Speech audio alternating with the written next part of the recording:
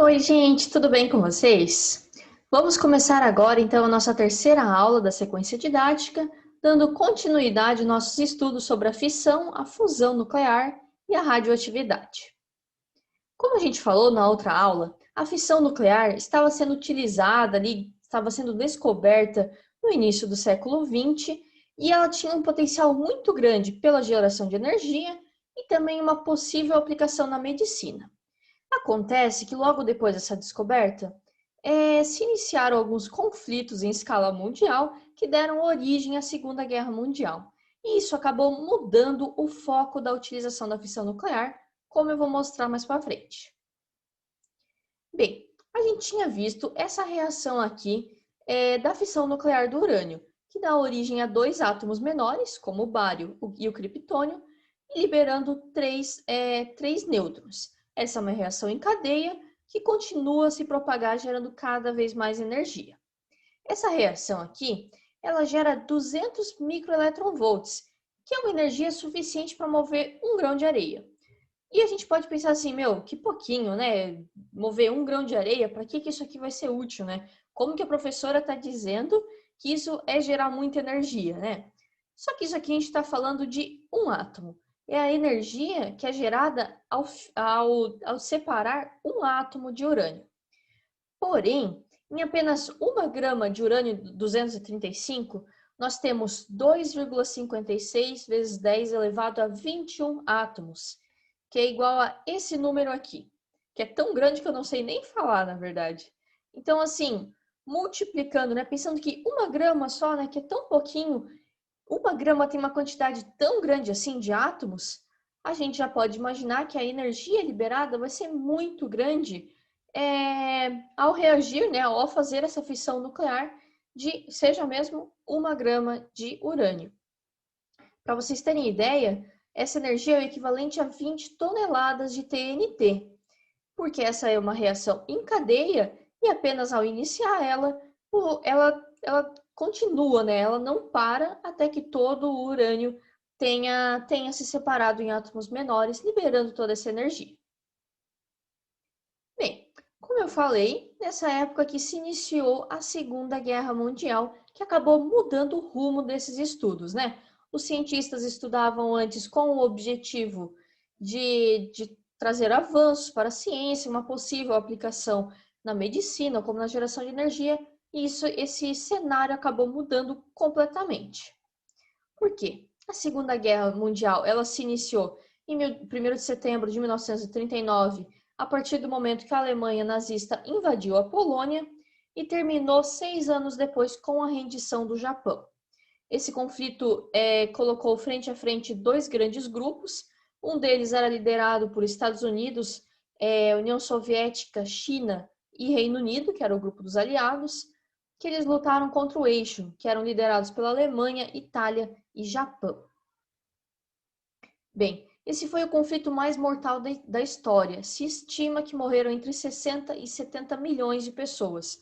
Não se sabe ao certo, só se sabe que foi uma quantidade muito grande mesmo de pessoas.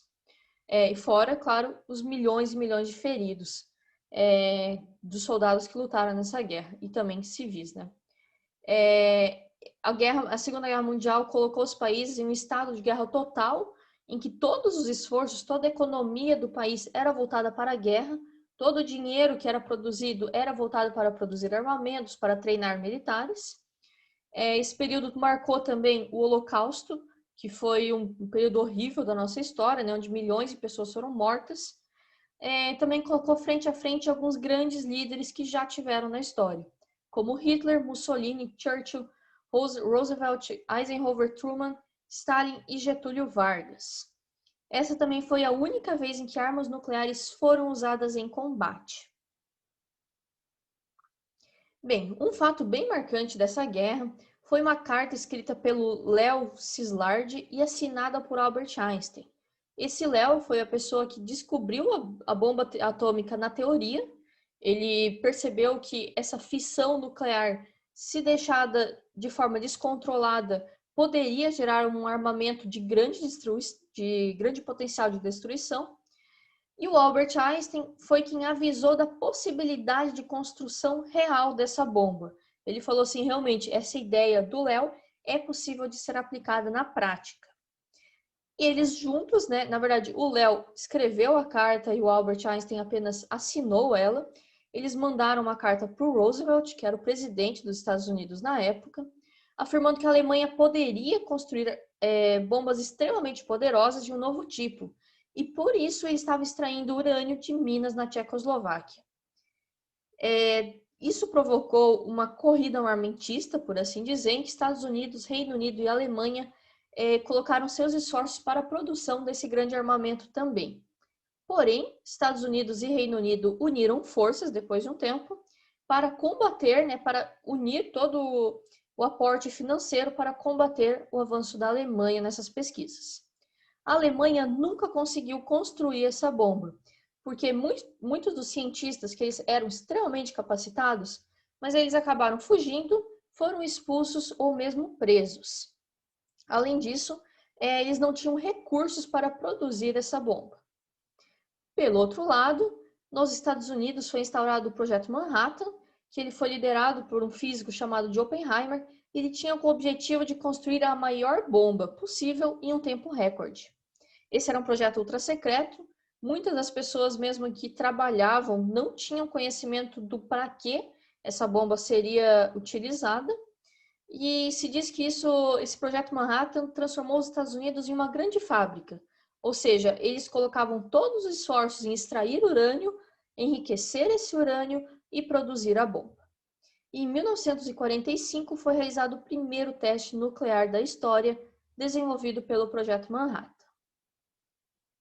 Logo depois disso, em agosto de 1945, o presidente Truman, que assumiu logo depois do Roosevelt, autorizou o uso de bombas atômicas contra o Japão para invadir os seus avanços contra as tropas americanas e, de alguma forma, incentivar o fim da guerra. Alguns dias depois, no dia 6 de agosto de 1945, uma bomba chamada de Little Boy foi detonada em Hiroshima e 3 dias depois, uma bomba de plutônio, dessa vez chamada de Fat Man, foi detonada em Nagasaki. A bomba, né, eu não comentei, mas a bomba de Hiroshima era de urânio, como está escrito aqui no slide. E alguns dias depois, no dia 15, o imperador japonês ordenou a rendição das suas tropas. E esses ataques em conjunto, não se sabe exatamente o número de mortos e feridos, isso é muito difícil de marcar, mas se estima que foram em torno de 100 mil mortos instantaneamente, além de milhares de pessoas que morreram e ficaram feridas posteriormente com os efeitos da radiação ou mesmo das queimaduras do calor dessas bombas. Bem, só que essa explosão das bombas colocou frente a frente Estados Unidos e Japão com duas posições diferentes, né? Os americanos defendiam que eles evitaram a invasão de algumas ilhas, o que causaria muito mais mortes. E como argumento, eles até colocam a Batalha de Okinawa, que causou cerca de 200 mil mortos, o que é equiparável aos mortos dessas explosões das bombas. Porém, de outro lado, os japoneses e boa parte do mundo consideraram esse um ataque desnecessário, porque foi feito, muitos dos mortos, na verdade, eram civis, eram crianças e pessoas que não tinham nada a ver com a guerra, que esse tenha sido um crime de guerra, um ato terrorista e feito apenas para alertar a União Soviética do seu potencial, do seu poder bélico. Bem, logo depois da guerra, alguns cientistas se arrependeram das suas descobertas e da sua participação na construção dessas bombas.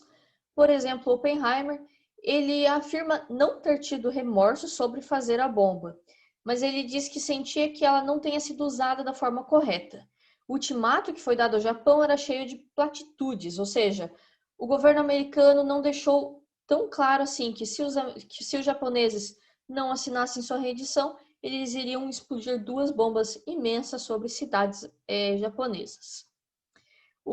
Já o Einstein, ele declarou abertamente que ele estava arrependido e que se ele soubesse que os nazistas não tinham potencial de criar uma bomba atômica, ele não teria assinado aquela carta junto com o Léo, que acabou dando origem ao Projeto Manhattan, que desencadeou a produção dessas bombas atômicas.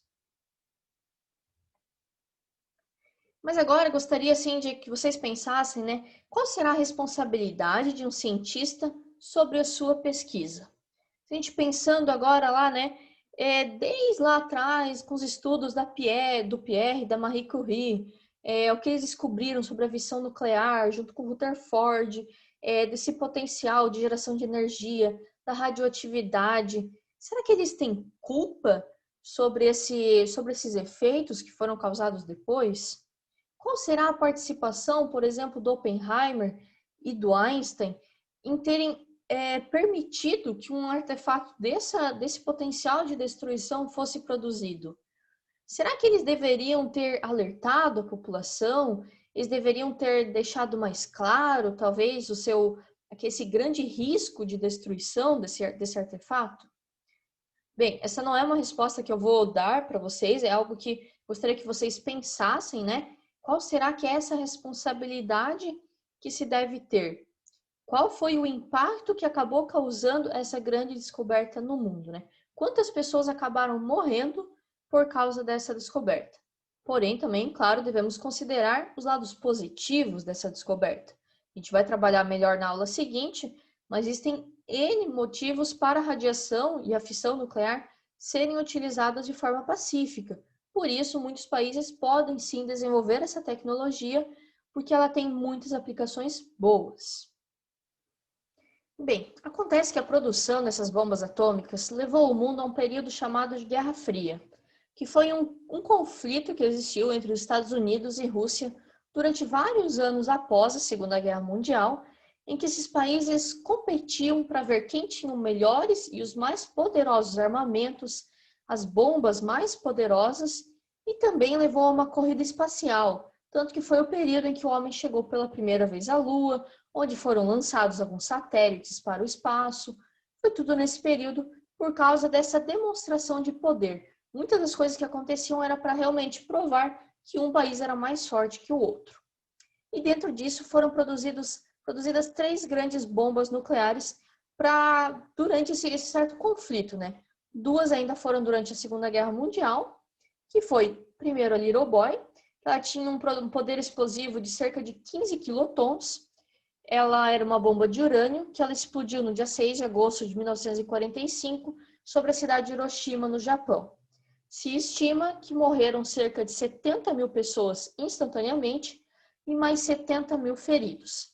Porém, não se tem o dado de quantas pessoas acabaram morrendo depois, até anos depois, em decorrência de problemas causados pela radiação.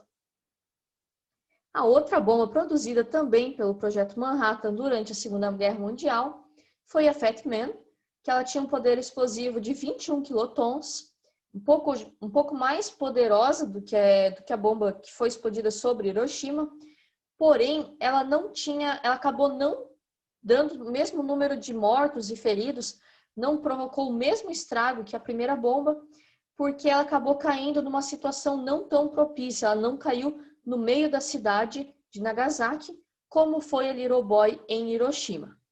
Mesmo assim, essa bomba ainda provocou cerca de 40 mil mortos instantaneamente e cerca de 25 mil feridos. E essa era agora uma bomba de plutônio, diferente da primeira, que era uma bomba de urânio, porém as mesmas passam pela mesma reação, que é aquela reação de fissão nuclear. Ambas liberando também muita energia e uma quantidade de radiação muito grande sobre aquelas pessoas. Logo depois disso, não tão logo, né, alguns anos depois, a Rússia acabou produzindo uma chamada Tsar Bomb. Ela tinha um poder explosivo de 57 megatoneladas, chamado de megatons, né? A gente percebe que as duas anteriores ali eram na escala de quilotons, e essa agora é de megatons, ou seja, é um poder explosivo muito superior. Para vocês terem ideia, 57 megatons é o equivalente a 57 milhões de toneladas de TNT, ou seja, uma explosão realmente muito, muito grande. E ainda tem um porém, essa bomba ela tem um poder explosivo, na verdade, de cerca de 100 megatons. Porém, eles achavam que quando o teste fosse realizado, a explosão seria tão violenta que talvez o avião que despejou essa bomba não conseguisse escapar vivo, né? Aquelas pessoas não escapariam. Então, eles reduziram o poder quase na metade para que o teste pudesse ser realizado. Essa é uma bomba de hidrogênio, diferente das duas anteriores que eram bombas de fissão nuclear. Essa agora é uma bomba de fusão nuclear, em que dois átomos menores se unem e liberam uma grande quantidade de energia. Ela explodiu em 1961 e ela teve como objetivo simplesmente demonstrar o poder que a Rússia tinha durante a Guerra Fria, né? Mostrar o poder desse armamento que eles tinham.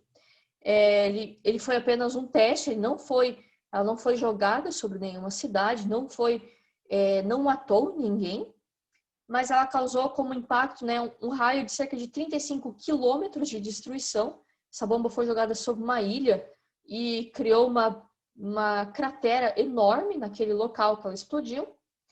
E a explosão, ela atingiu cerca de 60 quilômetros de altura. Então, assim, apesar de não matar ninguém diretamente, os danos dela ficaram assim bem claro que seriam muito, muito grandes se utilizadas em uma guerra realmente, né? Agora mostrando para vocês um pouquinho qual que é a diferença, né? Uma bomba de fissão nuclear e uma de fusão nuclear. A gente já viu na aula anterior o que é cada uma delas. E agora só relembrando. Na bomba de fissão nuclear nós temos um núcleo grande de um átomo pesado, como por exemplo o urânio e o plutônio, em que ele sofre a colisão com um nêutron.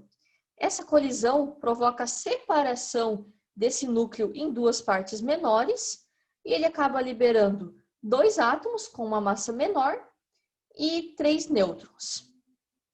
Além disso, é liberado radiação gama e também uma grande quantidade de energia. Já nas bombas de fusão nuclear, a gente trabalha com átomos menores, átomos pequenos, como, por exemplo, o deutério e o trítio, que são os isótopos do hidrogênio que eu apresentei na aula anterior. Quando esses dois átomos se fundem, eles dão origem a um intermediário que ele é muito instável, ou seja, ele não vai ficar nessa forma de intermediário. Ele prefere se rearranjar, formando então um átomo de hélio, que é esse que tem dois prótons e dois nêutrons, e liberando um nêutron também. Essa reação também libera uma grande quantidade de energia, mas ela não libera radioatividade. Agora mostrando para vocês como que funciona cada uma daquelas bombas que eu mostrei antes. Essa primeira é igual a Little Boy, que foi a que explodiu em Hiroshima. Ela é uma bomba de urânio do tipo de canhão, em que dois blocos de urânio enriquecido, eles são jogados um contra o outro. E quando eles colidem, acaba havendo aquela liberação de nêutrons que provoca aquela reação em cadeia que leva a uma explosão descontrolada, que acaba atingindo o solo depois, provocando tanta destruição. Já a bomba Fat Man é uma bomba de plutônio, chamada uma bomba de implosão, onde alguns explosivos menores eles explodem de forma a comprimir aquele núcleo de plutônio e esses átomos de plutônio se chocam, provocando essa reação em cadeia também, que desencadeia a grande explosão. Já a bomba de hidrogênio, como eu já havia falado na aula anterior, toda reação de fusão nuclear necessita de uma energia, né, uma temperatura muito alta e uma pressão também muito alta. Então, uma bomba de hidrogênio, ela precisa criar essas condições de uma temperatura muito elevada. E o que acontece é que, dentro dessa bomba, existe primeiro como se fosse uma bomba de fissão nuclear em volta, como se fosse realmente uma bomba de urânio ou de plutônio, que quando ela explode, aí sim é atingida essa temperatura tão grande que leva aqueles átomos lá de dentro a fundirem. Aí sim existe um ambiente propício para acontecer aquela reação. Como eu tinha mostrado, aquela reação de fusão nuclear é a que acontece no Sol, em temperaturas extremamente elevadas. E aqui na Terra, essa temperatura é atingida dentro de uma bomba atômica, dentro de uma reação de bomba, de uma reação de fissão nuclear. Desculpa. Então, o que acontece é essa bomba de fissão primeiro explode, gera essa temperatura elevada, gera uma grande pressão que une aqueles átomos e eles se fundem e então libera uma quantidade ainda maior de energia. Por isso, essa bomba de hidrogênio é tão mais poderosa que as outras. E até a fins de comparação, eu trouxe essa escala aqui para a gente ver, né? Ali embaixo é apresentado as bombas de Hiroshima e Nagasaki, que foram explodidas no Japão. Elas atingiram cerca de 5 a 6 quilômetros de altura, e elas já eram bombas extremamente poderosas e causaram uma destruição muito grande, como a gente já viu antes. Depois disso, foram feitos alguns testes, por exemplo, da França e dos Estados Unidos, com bombas já mais poderosas, mas nenhuma delas chega aos pés da Tsar Bomb, que foi produzida pela Rússia, ali como eu mostrei, que tinha 50 megatons e atingiu até 60 quilômetros de altura aquela explosão. Ou seja, ela era muito, muito mais poderosa do que as bombas explodidas anteriormente. Mesmo que o teste foi realizado com apenas metade da sua capacidade. Ela não foi explodida por completo. Bem, mas vocês têm ideia do que aconteceria se uma bomba dessa explodisse numa cidade como Joinville? Bem, eu fiquei com essa curiosidade e eu descobri que tem alguns simuladores na internet que nos ajudam a ter essa noção, mais ou menos assim, qual seria o impacto de um acidente desses aqui numa cidade como Joinville. Eu vou deixar para vocês o link desse simulador e se vocês tiverem interesse, eu acho bem legal que vocês deem uma olhada. Ali tem alguma boa explicação sobre quais seriam os impactos, como que isso acontece. E é muito importante para a gente ver, perceber como essa tecnologia é tão importante, a questão da fissão nuclear, essa geração de energia dela, mas como isso tem que ser bem utilizado. Se for utilizado de forma irresponsável e antiética, os impactos são catastróficos. Nesse momento da aula, agora eu indico que vocês assistem esse vídeo que eu passei para vocês no material de aula, que o nome dele é Pensei que o Sol havia caído diante dos meus olhos.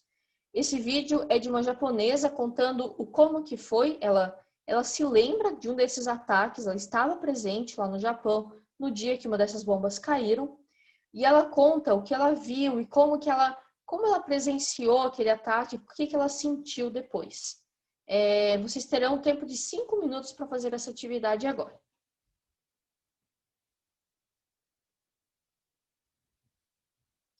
Bem, agora eu vou deixar uma atividade para vocês fazerem a nossa aula, em que eu gostaria que vocês lessem 2 textos sobre os ataques de Hiroshima e Nagasaki.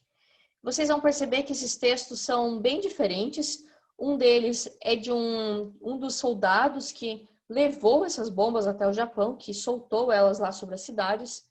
E ele vai mostrar a ponto de vista dele, um ponto de vista que foi defendido pelos Estados Unidos durante muitos e muitos anos. É importante que vocês analisem como que ele viu, como que ele viu a explosão, o que ele percebeu e também o posicionamento, o que ele acha, né? Se ele achou certo ou errado.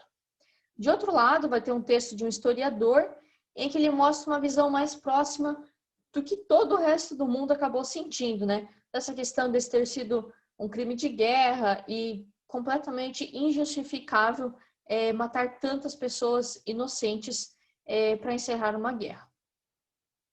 E para essa atividade, vocês vão ter um tempo de 20 minutos. Bem, pessoal, essa foi a nossa aula de hoje. Se encerra assim a nossa terceira aula da sequência didática. E eu espero vocês na nossa aula 4. Até mais!